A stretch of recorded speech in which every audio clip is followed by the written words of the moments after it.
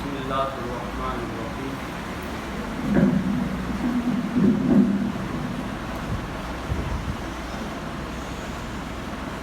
عزیز طلبہ کرام،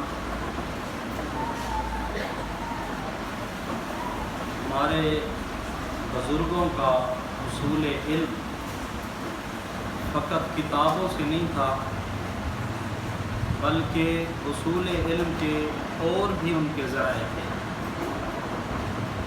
انہوں نے یہ کالے حروف اور نقوش پڑھ کے علم حاصل نہیں کیا، بلکہ حصول علم کے کئی اور بھی ذرائع تھے ان کے۔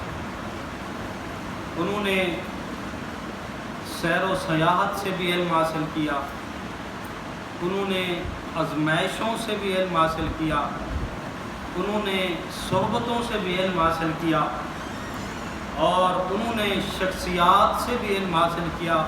حتیٰ کہ ایک بزرگ سے پوچھا گیا، حضور آپ کا استاد کون ہے؟ انہوں نے کہا میری اپنی زندگی میرا استاد ہے۔ کیا کہا؟ میری اپنی زندگی میرا استاد ہے۔ انہوں نے کہا آپ نے اپنی زندگی کو کیسے استاد مانا؟ آپ کی زندگی آپ کے لیے کیسے استاد ٹھہری؟ آپ نے اپنی زندگی سے کیا سبق لیے؟ پھر درجنوں کی تعداد میں انہوں نے پڑھ کے سبق سنائے، اور ایک سبق میں بھی آپ کو بتا رہا ہوں انہیں کی زندگی کا۔ جنہوں نے کہا کہ میری زندگی میرا استاد ہے، انہوں نے کہا کہ لوگ اس درخت پر پتھر مارتے ہیں جس پہ پھل لگا ہوتا ہے۔ لوگ اس درخت پر پتھر مارتے ہیں جن پہ پھل لگا ہوتا ہے، جس درخت پر پھل ہوتا ہے۔ کیا مطلب؟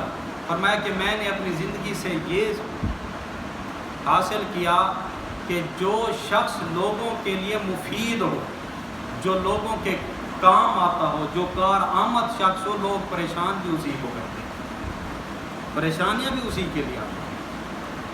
فرمایا کہ میری اپنی زندگی میرا استاد ہے، میں نے اپنی زندگی سے بہت کچھ سیکھا۔ یہ زندگی وہ چیز ہے کہ مدرسے کے اندر، جامعہ کے اندر سبق پڑھنے کے بعد امتحان ہوتا ہے، سبق پڑھنے کے بعد امتحان ہوتا ہے، لیکن زندگی وہ استاد ہے جہاں امتحانات پہلے ہوتے ہیں، سبق بعد میں ملتا ہے۔ جہاں امتحانات پہلے ہوتے ہیں، سبق بعد میں ملتا ہے۔ تو حصول علم کا ذریعہ فقط کتابیں نہیں ہیں، اپنی زندگی سے کچھ سیکھیں، یہ بہت کچھ سکھاتی ہے۔ یہ بڑا کامیاب استاد ہے۔ من عرف نفسہ فقد عرف ربہ، جس نے اپنے آپ کو پہچان لیا اس نے اپنے رب کو پہچان لیا۔ وفی انفسکم افلا تبصرون، کیا اپنے وجود میں غور نہیں کرتے تھے؟ یہ پورا ایک کامل استاد ہے انسان کی اپنی زندگی۔ تو پہلا حصول علم کا ذریعہ انسان کی اپنی زندگی بھی ہے، اور سیر و سیاحت بھی حصول علم کا ذریعہ ہے۔ سیر و سیاحت سے بھی انسان علم حاصل کرتا ہے۔ شیخ سعدی رحمۃ اللہ علیہ کی آپ نے کتابیں پڑھی، گلستان و بوستان، کتنی حکمت بھرے سرچشمے موجود ہیں۔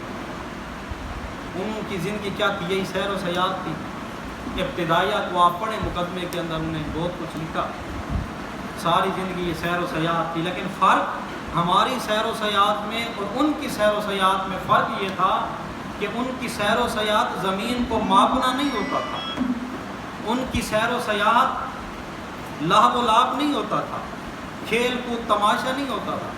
وہ سیر و سیاحت بھی کسی مقصد کے تحت کیا کرتے تھے، اور وہ اس سے بہت کچھ حاصل، وہ ایک حصول علم کا ذریعہ ہوتی تھی ان کی سیر و سیاحت۔ انسان جو ہے آزمائشوں سے بھی سیکھتا ہے، انسان اپنی زندگی سے بھی سیکھتا ہے، انسان جو ہے بہت ذرائع ہیں جن سے وہ سبق لیتا ہے، جس سے وہ سبق پڑھتا ہے۔ اس لیے آنکھیں بند کر کے زندگی نہ گزاریں، بلکہ اپنے من کو بیدار کریں، اندر کو روشن کریں۔ یہ آپ کو بہت کچھ سبق پڑھائے، بہت کچھ آپ کو سکھائے، بہت کچھ آپ اس سے سیکھیں گے۔ صحبتوں کے اثرات سے بھی انسان کو علم ملتا ہے۔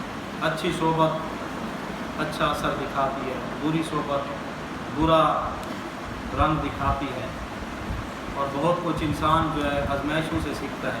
کبھی پریشانی آ جائے، وہی بات کہ مدرسہ میں جامعہ میں آپ امتحان دیتے ہیں سبق پڑھنے کے بعد، زندگی سبق پڑھاتی ہے، بعد میں امتحان پہلے لیتے ہیں۔